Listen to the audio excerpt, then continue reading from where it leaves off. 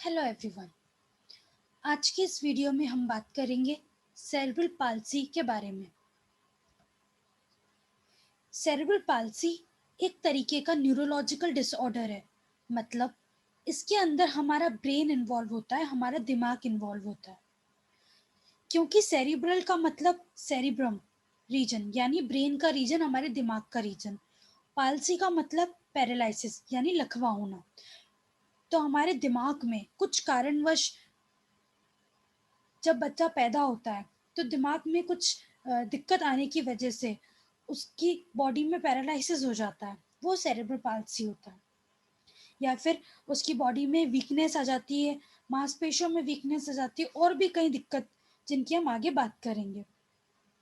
अब cerebral palsy एक तरीके का न्यूरोलॉजिकल डिसऑर्डर है जिसके अंदर आपका जो मोटर फंक्शन होता है, जो आपकी मांसपेशियों का जो मूवमेंट होता है वो अफेक्ट होता है। यानी आपके जो मूवमेंट्स है या फिर आपका वॉलेंट्री कंट्रोल है, जो मूवमेंट आप खुद से कर रहे हो वो अफेक्ट होता है। इसमें सबसे ज़्यादा ये डिस्टर्ब होता है मूवमेंट।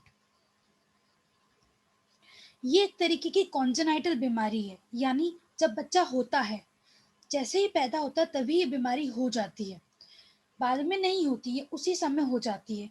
और ये नॉन प्रोग्रेसिव इन नेचर होती है। यानी कि एक बार जब बच्चे को ये बीमारी हो गई, बच्चा जन्म हुआ, उसको ये बीमारी हो गई, जितना ब्रेन में डैमेज होना था उतना उस समय हो जाता है। आगे जाके जब बच्चा बड़ा होता है तब डैमेज नहीं करती है। जितना उस समय जो डैमेज हो गया वो उतना ही आगे जाके रहता है। ये इसलिए इसको नॉन प्रोग्रेसिव कहा है। ये बच्चों में ही देखने को मिलती है। इसमें जो बच्चे का वॉलेंट्री मूवमेंट है, जो कंट्रोल होता है वॉलेंट्री मूवमेंट का, वो लॉस हो जाता है। इस वजह से पेशेंट अपने आप ना मूव कर पाता है, ना अपना बैलेंस मेंटेन कर पाता है, ना अपने पोस्चर को मेंटेन कर पाता है। अब बात करते हैं टाइप्स ऑफ सीपी की। सीपी कई प्रकार के हैं। पहला हम बात करते हैं स्पास्टिक सेरेब्रल पाल्सी। ये सेरेब्रल पाल्सी सबसे कॉमन टाइप की होती है, जो कि 70 से 80% सेरेब्रल पाल्सी के केसेस स्पास्टिक सेरेब्रल पाल्सी होते हैं। इस स्पास्टिक सेरेब्रल पाल्सी में होता है कि हाथ और पैर अकड़े हुए रहते हैं, बहुत स्टिफ हो जाते हैं, बहुत टाइट हो जाते हैं। जो मांसपेशियों का जो टोन होता है, मसल टोन जिसे कहते हैं, वो इंक्रीज हो जाता है, वो बढ़ा हुआ हो जाता है। जिसको जिसकी वजह से हम ना अपने हाथ को, ना हम पैर को मोड़ पाते हैं, ना सीधा कर पाते, कोई भी मूवमेंट अच्छे से नहीं कर पाते। बहुत टाइट हो जाती है मांसपेशियां, और इनको मोड़ना सीधा करना, इसमें बहुत कठिनाई आती है।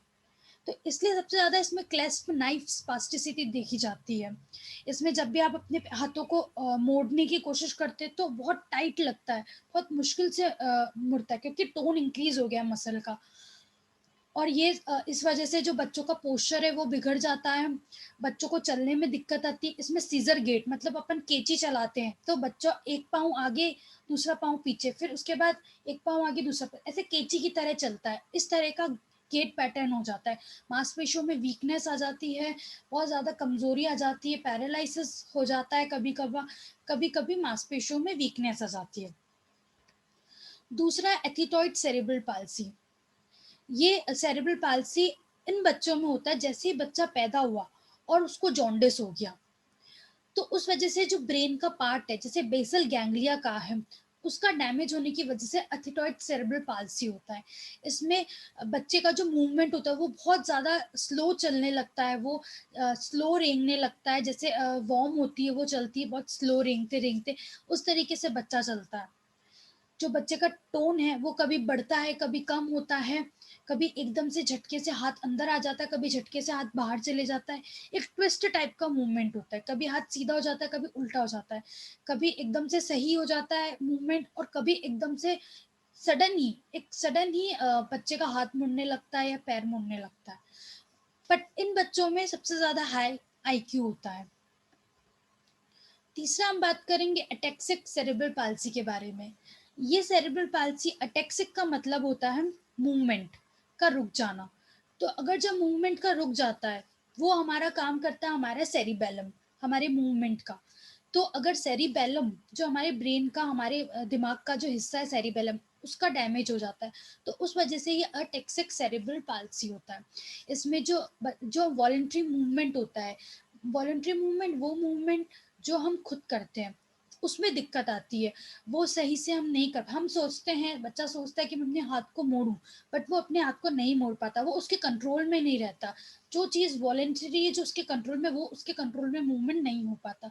कभी-कभी बहुत ज़्यादा झटके आने लगते हैं हाथों में, पैरों में, कोऑर्डिनेशन नहीं रहता, ना बैलेंस रह पाता है, ना बच्चा खड़ा हो पाता है, ना सीधा बैठ पाता है। अगर बच्चा लिखने की भी कोशिश करता है तो ना कुछ लिखने की कोशिश करता है तो भी दिक्कत आती है, ना कुछ पकड़ने की, जैसे बॉल को पकड़ने की या बॉटल को पकड़ने की, तो उसमें भी दिक्कत आता है। चौथा हम बात करते हैं मिक्स्ड सेरेब्रल पाल्सी। ये जो भी हमने लक्षण पहले, spastic cerebral palsy, athetoid cerebral palsy और टेक्सिक सेरेब्रल पाल्सी, इन सब के जो लक्षण है वो इन मिक्स्ड सेरेब्रल पाल्सी में देखने को मिलते हैं। तो ये 4 टाइप के सेरेब्रल पाल्सी के बारे में हमने बात करी है। अब हम बात करते हैं कि सेरेब्रल पाल्सी किन कारणों की वजह से होता है। सेरेब्रल पाल्सी को 3 कारणों में भाग में बाँटा गया है। पैदाइश से पहले, पैदाइश के दौरान या बच्चे के पैदाइश के बाद। पहला हम बात करते हैं पैदाइश से पहले की। अगर माँ, जब बच्चा जैसे ही पैदा नहीं हुआ, पैदाइश से पहले, उस समय माँ को कोई इन्फेक्शन हो गया है, यूट्रस में इन्फेक्शन हो गया है, इस वजह से बच्चे में दिक्कत आ गई है। अगर जो माँ का प्लेसेंटा है उसमें कोई दिक्कत आ गई है, तो इस वजह से बच्चों में दिक्कत आ गई है, तो बच्चे में सेरेब्रल पाल्सी के दिक्कत आ गई।